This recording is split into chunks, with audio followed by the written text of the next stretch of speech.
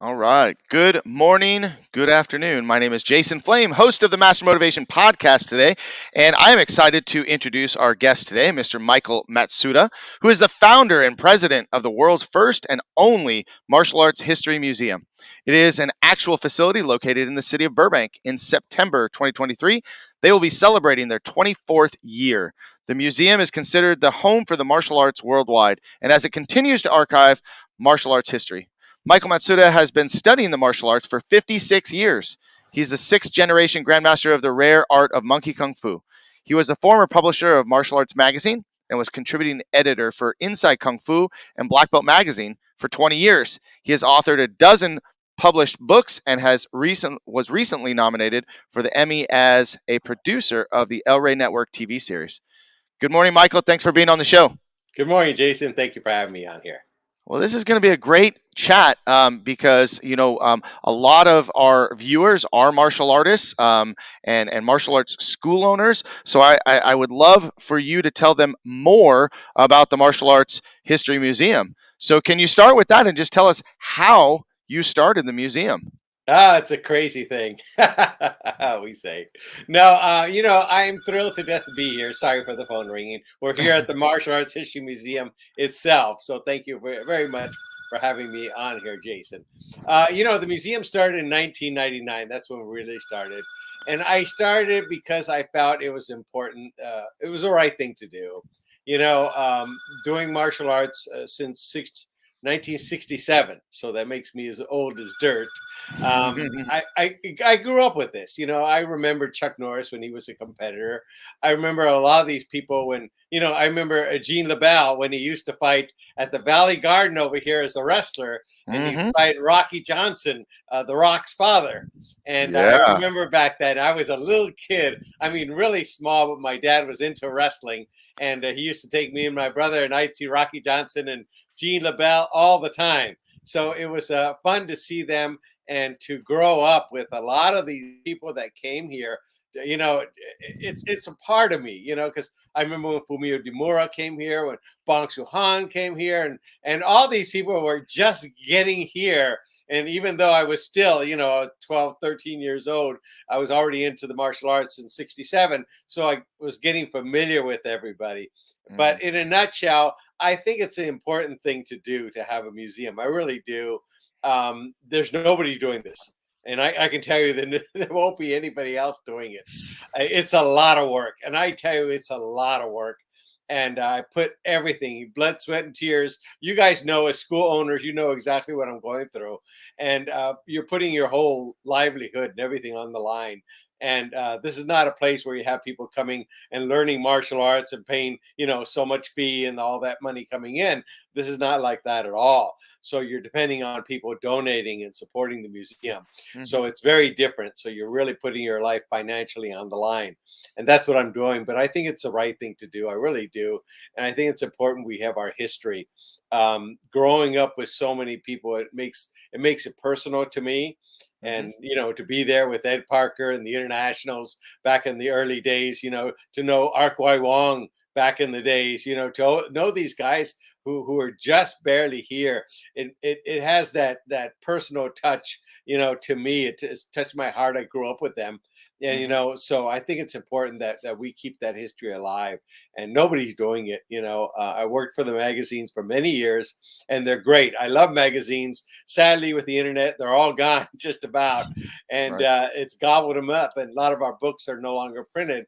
So Hmm. it's important that we have a place that we can have the home of the martial arts that people can look to for history, for resource, and someplace where we won't not only so we won't be lost, but won't be forgotten forever. And I just say what Benny Ukita said the other month. He said, without this museum, the Martial Arts History Museum, everything I did will be lost forever. So Hmm. I rest on those same words of the great Benny Ukita. So that's in a nutshell about the museum. Well, I love it. When I was in school, I was not really, to be honest with you, I was really not a fan of history, and I've come to appreciate it so much more, especially. I think that since teaching martial arts, and being involved in martial arts, we like to know our lineage. We like to know who our instructor is, who their instructor was, and how far it goes back. I was always interested in my family's history and tradition going back, where they came from and what they did. And I would always ask questions about my grandparents and what they Mhm. were like when they were younger, things like that. But in school, it didn't really catch my attention because I guess it was a lot of different stuff that maybe wasn't as important to me. But the Martial Arts History Museum, I can agree with you 100% that without the written word, of stories, we need somewhere that's going to archive this information. We need somewhere that's going to pay homage to those. You mentioned a ton of names, and by the way, one of the names that I think of when I think of going back in history with martial arts, John Hackelman was just watching, and not sure if he's still watching now, but he said this was a great topic to talk about today. But Hey, it's John. important for us. It's important for us to remember those that came before us and Mhm. pay respects to them. And for I've seen a lot of schools do field trips. We've been there for field trips. We have come down. You know, Dennis Ichikawa Day. I remember my instructor was honored. I thought that was really, really great. A great way to honor his legacy, and so many more, and so many more to come, which is exciting. So let's talk a little bit. And by the way, you brought up pro wrestling as you were watching that video. I bet you were probably smiling watching a little bit of my pro wrestling days. I've been a pro wrestler for 10 years, and Oh, I yeah. grew up loving the WWE. And you brought up Rocky Johnson, and oh my gosh, that's some good history there too. I love talking about wrestling history, so maybe we'll come back to that. But let's talk about your martial arts background. You Mhm. said you started very early on, and I mean, back then there were no kids really doing martial arts for the most part, like they are now. It's so mainstream. So, talk a Yeah. little bit about your experience in martial arts and your background in that. Well, I started 1967. Okay, Hmm. a friend of mine. We were going over to my cousin's house, and she had a lot of people that were college students and a little bit older that were renting from her. And one of them was a student of Ark Wai Wong. Juan was his name. And when we used to go over there, I was a little kid wandering around, and I'd always see Juan, and I go to Juan's room, and then he knew kung fu. So he teach me a little bit of kung fu. This is not a school wise, but he teach me a little bit of kung fu, and I thought that was really cool. But that was only for a little while, maybe like a year. And but really, my official martial arts started in judo, 1968 at the Japanese Community Center. We were very involved in the Japanese Community Center, and back then they didn't allow kids. If you guys remember, and I know you remember, back in the early days, if you were under 16, you weren't studying martial arts. It's just the way it was. And Hmm. thankfully, because I was part of the community center, they let me in. Me and my friend Donalisa, we got into the Japanese Community Center's judo club, and so that was my formal teaching. My dad, who had practiced judo in the 1920s, I believe, wanted me to take it, and I did. And I took judo, and I hated it. Hated it. Because there's two of us, 8 years old. Okay, but everybody else is over 16, and I mean we're talking about 18 and above. And they grabbed us like rag dolls because we were little kids, and they flip us in the air. And before we could even hit the ground, they flipped us again and back and forth. So we were rag doll the whole year. And my dad made us promise we would study judo for 1 year. And sure enough, the year to the date came, and it said, I'm done. I quit. I can't stand it. But what did I do right after that? I went and learned jujitsu. Dummy me. But I didn't really get into it until that same time period. I was fourth or fifth grade, and one of the bullies of the school named Michael Campbell, I won't mention his name, Michael Campbell. I will find you one day, Michael Campbell. No, He Michael might. Campbell. Michael jumped on my back. He was jumping on everybody's back. He was the bully. And some reason he jumped on your back, and we were playing dodgeball, and he jumped on my back. And of course, acted. I grabbed him a judo flip and I flipped him over and he fell to the ground and the whole school was watching. And they all say, "Oh my God, look at that." And everybody was laughing at him. And he said, "I just fell. I just fell." And that day I knew that martial arts was going to be part of my life forever. And that was it. I was never picked on since that day forward. From that, I went from jujitsu into karate. But during the jujitsu school, a guy came in named Al DeCascos. Al DeCascos looked very cool, had this black outfit, he had a high collar, and he was going like this. And I said, "That's it. That's the style for me." So that's what I did. I found a kung fu school under Buxom Kong. I trained with Buxom Kong for many, many years. And then a friend of mine came in who was learning an art called monkey style. And him and I became very close friends. We were teenagers. And then we started studying monkey style. He was learning from a guy from Hong Kong, and the guy was teaching him. So everything the guy would teach him, he would teach me. In turn, my friend had come to the Hungar school with Buxom Kong, and he was a beginner student. I was already advanced. So I was going to his house afterwards. So I would teach him Hungar, and he would teach me monkey. So we were both complementing ourselves, learning each other's style. And then I've been doing monkey now for, I trained in monkey for 35 years under my instructor. And then I been teaching monkey ever since. So I've been doing it martial arts now for 56 years. I also train with one of Danny Inosanto's students, and I also train with the great Cecil Peoples. Sensei Cecil Peoples taught me everything to know about kickboxing, and through John Hackelman. Thank you, John, for watching. And all the stuff he learned, he was so kind enough to bestow to me, and I'm very, very grateful to Sensei Cecil Peoples for teaching me really how to fight. He just knew how to do it. He was, a kickboxing pioneer, and I'm very thrilled to death to be doing that. I dabbled in a few other things along the way, but I owe everything to Kung Fu and Sensei Cecil Peoples' teaching. But that's it, 56 years, going strong. I still teach it. I just taught it last night, and I enjoy still teaching. I have great students, and I hope the art will continue to carry on for many years. It's a rare art. I'm the last one in America that does it, sad to say. So I'm putting everything on DVD. So when I'm gone, it'll at least be on DVD and people can learn the art. And that's my martial arts background in a nutshell. Yeah, well, it's very inspiring to hear that, 56 years of training in the martial arts, and you can see the smile on your face, you can hear the passion in your voice when you're talking about it.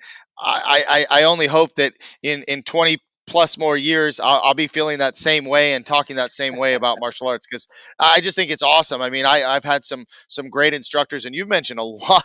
I mean, it's not even name dropping. It's just all these people that you've had this experience with. But Cecil Peoples, really great guy. I've looked up to him for a long time, from when I was competing in tournaments as a kid, and had him on the podcast not too long ago. John Yes. Hackelman, great friend of mine, who has kind of taken my son under his wing a little bit and helps train him. So great to know him, and so many more. But you brought up the name Al DeCascos, right? His Yes. son Mark was in a movie, Only the Strong, if anybody remembers that Right. movie, right? Right. Mhm. The Capoeira movie. I absolutely love that movie. I still to this day love the soundtrack of that movie. But man, what an athlete, and what a martial arts. So cool that you brought him up as well. Now, you were involved in the martial arts magazines, Kung Fu Right. Illustrated and Black Belt magazine. What was your involvement, and how did you get involved? Well, growing up, I loved the magazines, as we all did. The great magazines were our history book. Hmm. I look forward every month to who was on the cover of Black Belt and Inside Kung Fu. And it's sad to say, yeah, I make myself as old as dirt. I remember when all these covers came out. So, like, I have many magazines here that date back to the 60s and Uh-huh. 70s. And I said, I remember when that cover came out, 1971. I remember that came out 69. Uh-huh. I remember all the covers. So I said, one day I'm going to write for those magazines. So I went and while doing martial arts, I got a journalism degree. And once I got my journalism degree, I said, okay, I'm going to contact the martial arts magazines. And my friend, we were doing monkey articles on monkey kung fu. and we hadn't started yet. We were going to, and I said I wanted to do some writing for you, and I just did one article on monkey kung fu, and he says, okay, it was John Stewart from Inside Kung Fu, and he says, hey, if you can, here's an article, and he saw my writing, and it's a 10-year anniversary of Bruce Lee. If you can interview Danny Inosanto, that would be great. And that's what I did. I interviewed Danny Inosanto. I got the cover story for that. And that was it. I started writing for the magazines. I wrote for Inside Kung Fu for about 20 years off and on as a contributing editor. I did about 50 articles for both Inside Kung Fu and Black Belt Magazine. I started writing for them and getting my instructor on the cover a lot, and friends of mine, Simon Rhee, and all those guys, Sensei Siso, Jeannie Lau, and many different people on the covers or articles. And I thought it was a great idea to do that. And I did that for quite a while. And then one day I said, I finished my journalism degree, and I was now getting a degree in magazine design and newspaper design. So I was already doing the newspaper for the LA Valley College, and I was hired as an employee as their advertising director. And I said, I know how to do this now. I know how to put the magazine together. And the Black Belt and Inside Kung Fu are great magazines, but I like to do a magazine on history, a little more on history. Why don't I create my own? And that's what I did. I created my own called Martial Art Magazine. I took what Curtis Wong did, and he did the same thing, created his own Inside Kung Fu. And that's what I did. I made Martial Art Magazine, and I did that for about 4 or 5 years. And it was going very well. But I kept getting ads for Century and Macho and tournament ads. So I had to cover more tournaments than history. So it wasn't doing what I wanted. I wanted history, but I kept covering. And I got to know the tournament circuit doing it. I knew Alvin Prouder and all these guys back in the day, which was great by doing the magazines. Like I covered Peter Cunningham and Benny Urquidez when he used to do the fights, back when he used to fight, and covering them in the magazine. So I at least got to be there as representing the magazine, and Ed Parker at the Internationals. But it wasn't doing what I wanted. And someone said, I want to buy your magazine. And I said, sold that quick. So I sold the magazine right after that. And I said, I want to do something that will keep our history alive. And I said, a museum would be perfect. But I knew nothing about museums. And I didn't want to be someone to think, it's like school owner. Okay. You go to the school and you learn by your instructor, and you learn how to teach classes, and you learn how to do the books, and you learn how to, if you're going to be successful, obviously, and you learn the whole method of teaching to make sure that school is going to work, make sure it's not going to fail, because so many have failed. You know that as much as I do. Mine failed right away years ago when I started my school. But, I can relate, but I didn't want the museum to fail. So I went back to school. I had already got my journalism degree, but I went back to school, got a business degree. I went back to school to major in marketing. I went to the American Film Institute for many, many years, learning how to produce and direct, because I knew I was going to have to edit videos and make videos and stuff.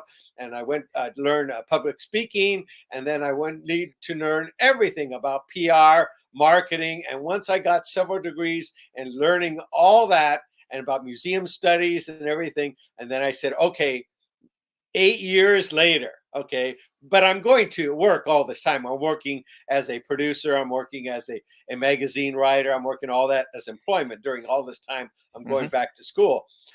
Then once I felt I had about 8 or 9 years, I said, okay, I feel secure enough to start the museum. First, take it on the road as an exhibit. And that's what I did. I took it on the road as an exhibit, made sure people were going to be interested in. Because if they weren't going to be interested, there's no reason to continue it. And they were. We traveled all over the country. Every other month, we were at some location. We started as a small booth, and then we ended up as a 1,000-square-foot exhibit, taking it everywhere. And we knew, okay, it's going to work. People are going to support it, and they're going to be behind it. And so that's when I shifted gears from the magazine and going through all this. And I still wrote for the magazine here and there throughout that time period. But I felt it was important. I knew enough education to do this, to make sure it's going to work. So that's kind of how I started in the magazine. I love the magazines. I still love the magazines, especially Inside Kung Fu, above all others, because they were all martial artists. in Inside Kung Fu. Everybody there that worked there were all martial artists, and black belt Hmm. were all business people and magazines writer. But in Inside Kung Fu, they were all martial artists. So I wrote for them a lot more. Hmm. Yeah, I can definitely relate to being a when I was a kid, I would always look for the new black belt magazine, just like you said, who's on the cover this month, and wanting to know who that person is. It's funny now, having done this podcast for just over 2 years. A lot of those people that made the cover have been on this podcast, and a lot more Nice, are nice. still coming soon. So, and I mean, like, it had an impact on me because Mhm. as most people look up to baseball players and football players, and you got ESPN, all this stuff, as martial artists, we didn't always have all of that. I mean, now with the internet, it's totally changed. But Right, I mean, the only way that I knew stuff was looking at the magazines. I would look right. at who was competing and who was rated number one. And it's funny too, because as a professional wrestling fan, it was the same way. We would wait for the Pro Wrestling Illustrated and the WWE magazine, or WWF back then. Look for the magazine, who's on the cover, what are the articles, and we would just kind of soak all that stuff up. So and Oh yeah. as a consultant for the Martial Arts Industry Association, I wrote under John Corcoran. I wrote several articles for several years. More of a business magazine, but Mhm. I also understand that challenge of the timeline and deadlines and getting that article written and ready to go. And John was great. I mean, fortunately, I was decent enough writer that he wouldn't send me back three three rewrites, but he was actually very complimentary on my writing. So I enjoyed that, but it's tough. It's really tough. And now with the internet, people are checking out YouTube. They're checking out everybody's TikTok or whatever else, social media. So it's definitely a different thing. Now, you started an event called Dragon Fest Right. years ago. What year was the first Dragon Fest? Oh gosh, it's quite a while back. But one thing I want to mention, you know how as us in our industry, I had putting the magazine together. I had about a CompuServe computer. Back then, we didn't have computers. Okay, we had a typesetting machine, and I had it right there in my bedroom. I was living with my parents, so I'm having all these chemicals. Sleeping with chemicals in my bedroom for many years, making the magazine. You know how you do it at home. You cut it and paste it back then with wax and all that. That's the way it was back then. Again, there were no computers, but as we all start in the beginning, like Century started in their garage. The same thing. I started in my bedroom. The whole magazine. But talking about Dragon Fest, I've always loved Dragon Fest. Gerald Okamura started. Oh, I would probably say, I don't know, 1996 or something like that. Quite a while back. I don't remember the date, but it was a while back. He started. It was not a big room.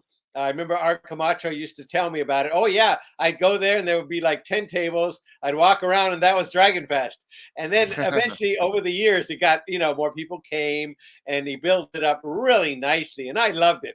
I did the website for Dragon Fest when they when when the internet was just starting and there were no websites. It was what 1990s, that 1998 or something like that. And me and my friend Boris Jacques, we had purchased the websites for different people because they just came out, the .coms. So we were Hmm. getting, dummy us. We should have got martialarts.com, but we didn't. Stupid us. But anyway, we got dragonfest.com and we paid for it every year, my friend and I would design it every year. And then I would have a booth there in return for a thankfulness. I would have a booth there. So me and my friend, we're doing a site called martialinfo.com, Hmm. Fireboards and we were promoting it there. But in the meantime, I was getting the museum ready, at the same time. So I'd have a booth at Dragon Fest, and then I'd interview everybody. I'd interview Takamoto, Eric Lee, Fumio Demura, everybody that was there. I would have there to interview in preparing for the museum, even though the museum wasn't announced yet.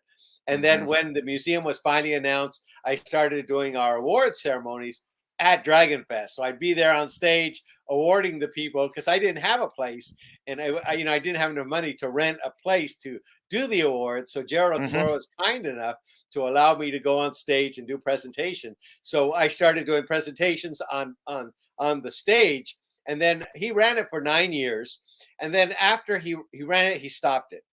And I remember when he stopped the last year, when he stopped it, and then there was a big gap, and there was nothing at all. We still had the magazines, we still had the everything else, and then once I started the museum, everybody kept bugging me. Michael, you got to restart Dragonfish. You got to restart it. You got to bring it back. We miss it so much because we met Hmm. everybody and it was like a big reunion and everybody was there. And I said, they twisted my arm for several years. And I said, okay, okay, I give in. I said, Gerald, I called him up. Is it okay if we take over Dragon Fest? And he goes, it's yours, Michael. You take it. You're keeping history alive. You run it. It's all yours. And I said, great. And we still had the Dragon Fest name, my friend and I. We kept it all this time. And Hmm. so, thankfully, so we did. I restarted Dragon Fest with Gerald's approving, and everybody who was at the old Dragon Fest came back. And we've been back ever since. This will be our 17th year. And I say that Wow. 17 year with Gerald's years, his 9 years, and our years together because it's a continuation. Hmm. This is not my Dragon Fest. This is, excuse me, this is Gerald Okamura's Dragon Fest. And I want to continue his legacy of Dragon Fest because he began this. I didn't. And I want to make sure that history is kept here at Dragon Fest. I'm honored to always honor Gerald Okamura. He's the guy that started this whole thing. And I'm just carrying on his history and his tradition through keeping Dragon Fest alive. And it's our big fundraiser for the museum. It gets bigger and bigger every year. And I'm Hmm. thrilled to death to have it every year. It's an exciting event. I love it. I love it. I love it. Can't say enough about it. Well, it's definitely a fun event. I can't think of many other martial arts events similar to this one. I mean, again, there's so many parallels between the martial arts and professional wrestling. And I kind of keep going back to that, but man, I can remember going to the WrestleFest events and meeting the wrestlers and taking pictures with the wrestlers. Well, for the martial arts fans and the martial artists out there that to get to go and meet the people that are in the movies, the people that competed in all the tournaments. A lot of big names you would see at Dragon Fest. I always, as a teenager, it was really fun for me to attend because you look up to these people, right? And Right, you get to right. meet them face to face. So it's definitely a great time. So when is the next Dragon Fest? I believe it is January 5th. I'm sorry, excuse me, August 5th. Sorry about that. I August believe 5th. it's August 5th. I believe, I double checked, but I believe it's August 1st, the first Saturday in August. Okay. The one thing about Dragon Fest compared, I've been to other conventions and before in the past, and they've come and gone. They've come and Hmm. gone. And the one thing about Dragon Fest, it's like the museum. It has that home. You know what I mean? It's you come there, it's you see all your friends. It's Hmm. our reunion. It's our time to meet those pioneers who we admired and who we grew up with, and people who made an impact on this. And it is it's you go in there and you go, oh, you go in there at 11 o'clock and you don't leave till it closes. It's not you because I come into conventions, I go around, I go to the booths, I watch this stuff, and then I'm gone. Dragon Fest, they're in the door, nobody's out the door because it's such a great feeling to be there. We're not going to see many of these people for a year or maybe never again. And I think it's that important to do. And when you go there, you get that feeling of we're part of home. This is our reunion. This is our connection to the martial arts. This is our pioneers. These are the guys we were inspired by. And I think it's that important. It's not just a convention, it's really a gathering of everybody. So I just wanted Hmm. to say that. So I forgot what your question was. Sorry. No, well, my question was when was the Oh, next yeah, Dragon? So we yeah. said first Saturday in August. So that's great. Right, Hope right. everybody marks that date on their calendar. I want to ask you a little bit about nominated for an Emmy as a producer of the El Rey Network TV series. So let's talk about that a little bit. Yeah, El Rey Network was run by Robert Rodriguez, and Robert Rodriguez put together a network. It was mostly focused on Latinos, but not completely. And he loved martial arts as well. And El Rey Network has been coming to the museum. We've had days for honoring their wrestling. They had a wrestling group on El Rey Network. It was a TV network for a while, and we had the group here, and our Rey Network would have a booth at the Dragon Fest, and we had a good relationship. And they came to me and they says, "Hey, we want to do a show," because they're doing shows on our Rey Network, because again, it was a regular channel, and they were doing shows, and we wanted to do a show with a museum involved. And I said, "That's great, that's wonderful, but I don't want it to be a museum show." Okay. Um, Art Camacho, who's a board member of the museum, and we have become friends with Art Camacho and them. So I kind of connected them. And I said, "I want to do something, but I want Art Camacho to head it up. I want to do it. I don't want it to be the museum productions. The museum does this for the Outright Network. I'd rather have it Art Camacho does it, but it be at the museum and involve the museum. But I don't want to be it to be a museum production. I'd rather be an Art Camacho, and I want him to be the main guy." And they said, "That sounds fine with us." So they contacted Art Camacho, and they made all the arrangements, and that's what we did. We created a show, and I think he suggested the name the Camacho Experiment, and I said I love it, and I don't know who was the one that came up with the name, but it stuck, and that was it. So we did a show here at the museum. We interviewed everybody, and then we used my friend's studio, Fireboard Jacques studio, and we put a whole show together, an hour show, doing on interviews and doing techniques and all that, but looking at the personal side of them as well, especially those Graciela Casillas, growing up Latina, Benny Uquitas, um, uh, what's sorry, the names escape me, but many other Latinos on there, and they loved it. They loved the Mhm. show. They thought it was great, so they put it on the Outright Network, and it was not only so great, they aired it again the next week, and we did about Mhm. 6 episodes. And then they kept airing it over and over. It was so popular, they kept putting it on every week, and about twice a week they were putting it on until it closed. And Outright Network sadly closed by the end of that year. It folded up, but they had put it on so many times that we were contacted by the Emmys that we were nominated. We Wow. are one of the people of nomination, and the nomination goes through two processes. First, you're nominated, and then you post it everywhere that you are consideration for the Emmy. So you are Mhm. nominated, and you do that, and you push your stuff everywhere, and you got to have a lot of money to push your stuff. And sadly, we didn't, but we pushed it. We put it in some of the magazines and some of the stuff, and so we got the first round nomination, which was great to be on nomination. The second round to go on stage to be the last five, and we didn't make it to the last five, but at Mm. least we got nominated to be considered, for the Emmy, which was really nice because there's a lot of people to compete against, and to get down to the last 10, I think, for consideration, something like that, and get nominated, at least the nomination process, get through the process, which is nice to be nominated. But it would be nice to be the one on stage getting it. But it was nice to be one of the top nominees of the Emmy. So that was kind of cool. So I'm very excited Absolutely. about that. I hope they pick it up again. I think that'd be pretty exciting. Wow. Well, I mean, that's just an honor to be mentioned in a group of nominees, right? So, I mean, just Yeah, the fact yeah. that you get mentioned, That that's was awesome. really nice. That was really Well, hey, nice.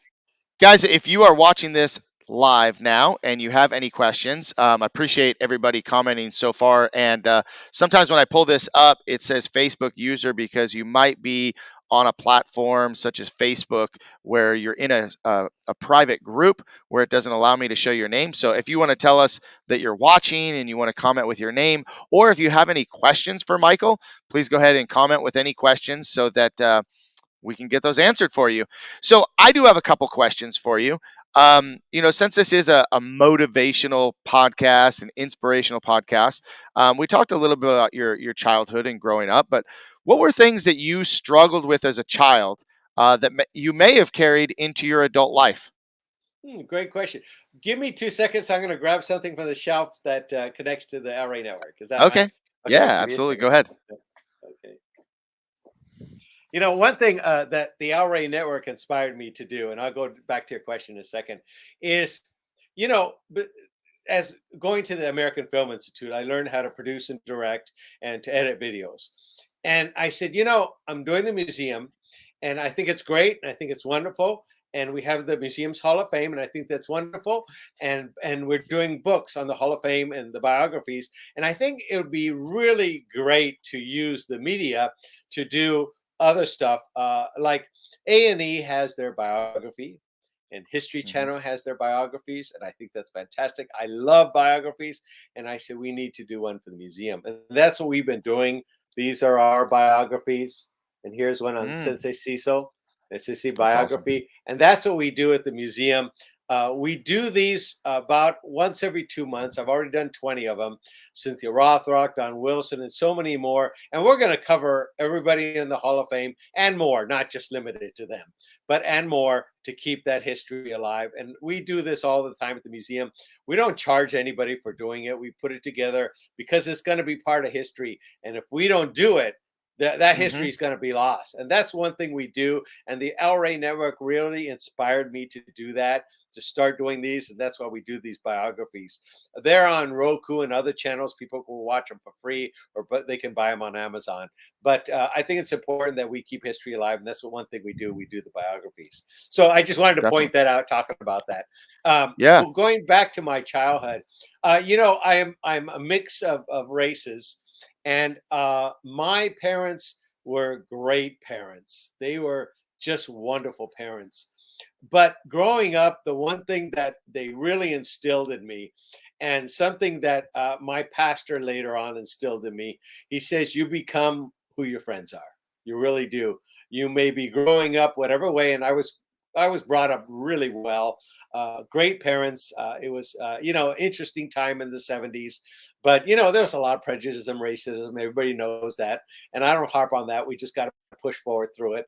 And I said, you just gotta, you become your own. You make up your own history. It's up to Hmm. you. People have succeeded. I knew Benny when Benny was, like a teenager.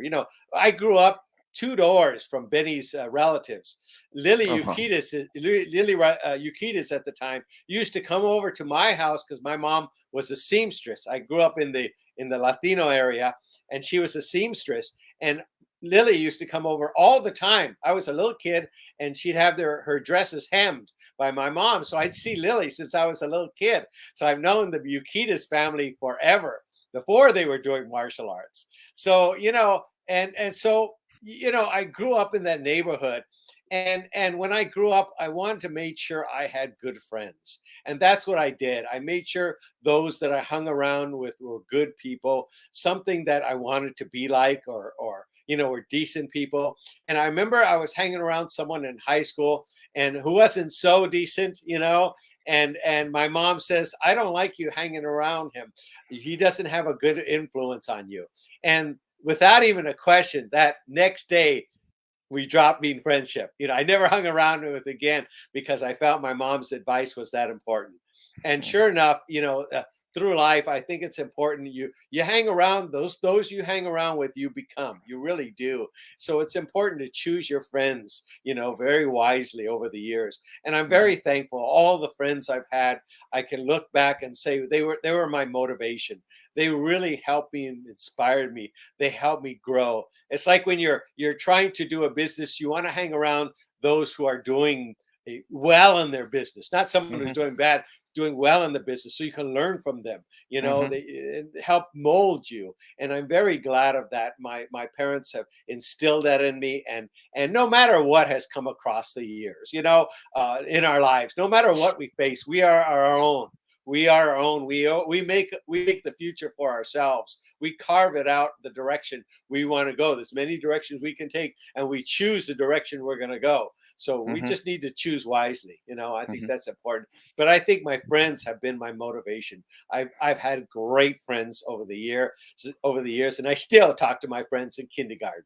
So Well, as a parent, that's it's great advice, and I know that I talk with my son and my daughter about this all the time, about who they're surrounded by, and what type of life they want to have, and who they spend their time with is the direction in which they're going. And like you said, you can always be your own person, but you have to choose wisely the people that you surround yourself with. yeah, So that's there's roadblocks everywhere. No Sure. matter where you go, I don't care what the people say. There's roadblocks everywhere, but you got to go around those roadblocks. You got to make a path for yourself. Hmm. You can't let it hold you back. You really can't. I don't talk at all politics. I don't talk anything at all. You choose your own way. But I think it's important that we make a path and we just push forward no matter what comes our way. Well, they're saying this. No, you just got to keep pushing forward. Look at Hmm. Benny Urquidez became one of the greatest kickboxers of all time. He faced a lot of stuff, but look at that. He became one of the greatest champions of all time. If Hmm. he can do that, we can do that. He sure did. And that's what's so inspiring about the martial arts. People have, no matter what walks of life, no matter what they've come from, a champion is a champion. When you have strived to become that leader, that become that teacher, to become Hmm. that good student, you have done it. You're the one that put in the work. You put in the effort to go to that school, to strap that white belt on, and you made it to the black belt. You made it to instructor. You made it to be confident in your life. Hmm. It's now part of our life. It's our way of life now. And I'm thrilled to be part of the martial arts community. So I hope that answered your question. Yeah, absolutely. I love it. I love your energy. Next question. Mhm. What are the biggest challenges that you faced as you got started, whether it was martial arts or with the History Museum? We talked a little bit about that, but how have you overcome that, and how are you working to overcome that? Mm. Challenges in the museum. Had there been challenges? I mean, galore. I sold my home to do this museum. I'm really living in a small little sardine can right now, and I've been living in it for what, a long time. And the challenge is to.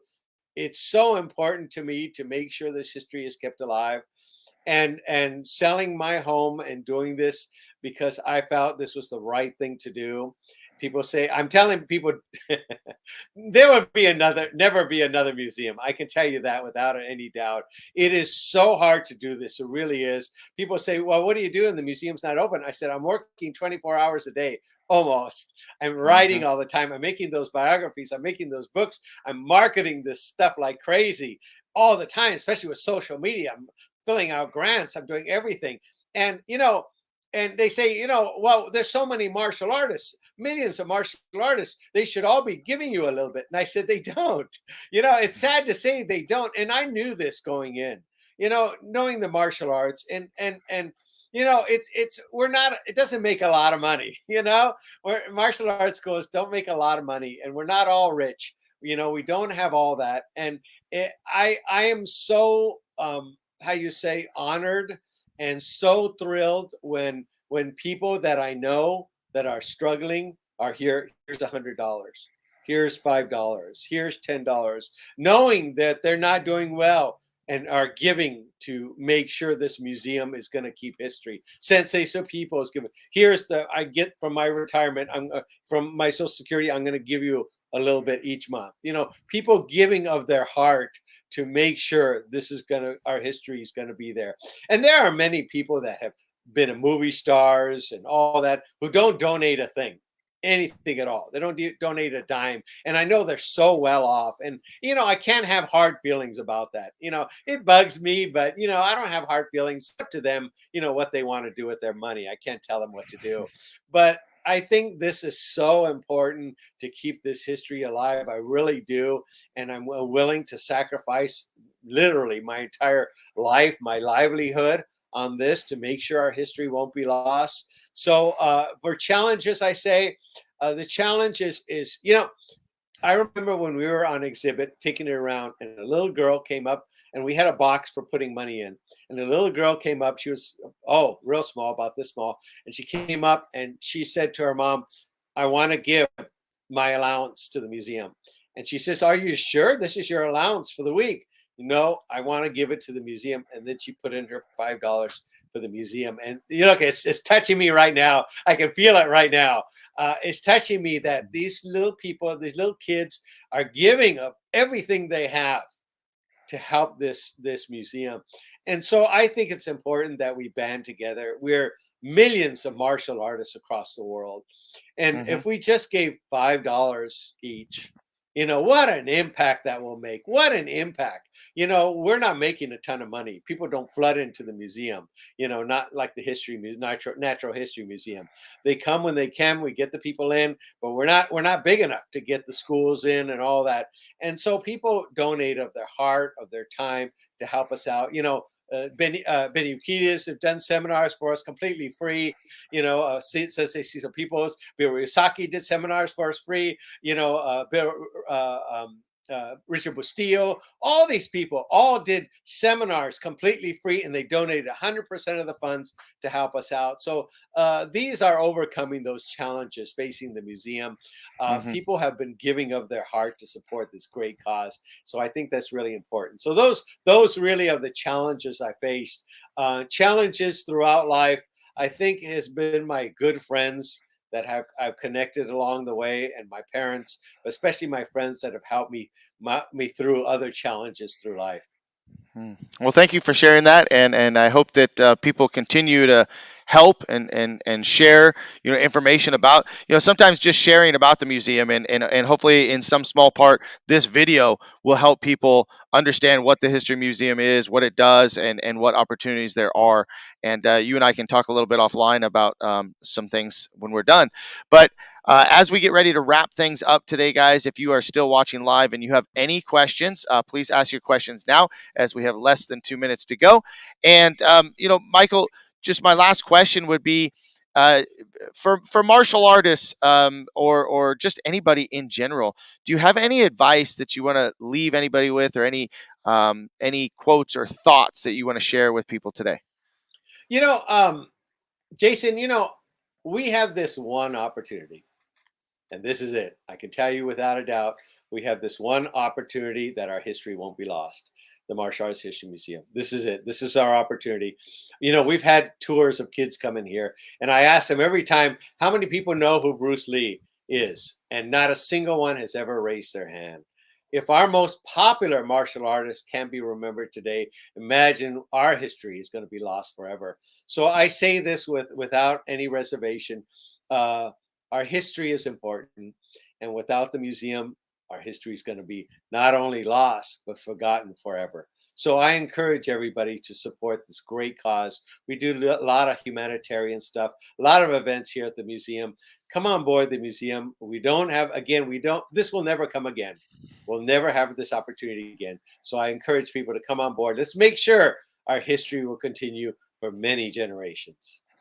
Well, thank you for sharing your stories and talking about the museum with me today. It was a pleasure just having this time with you.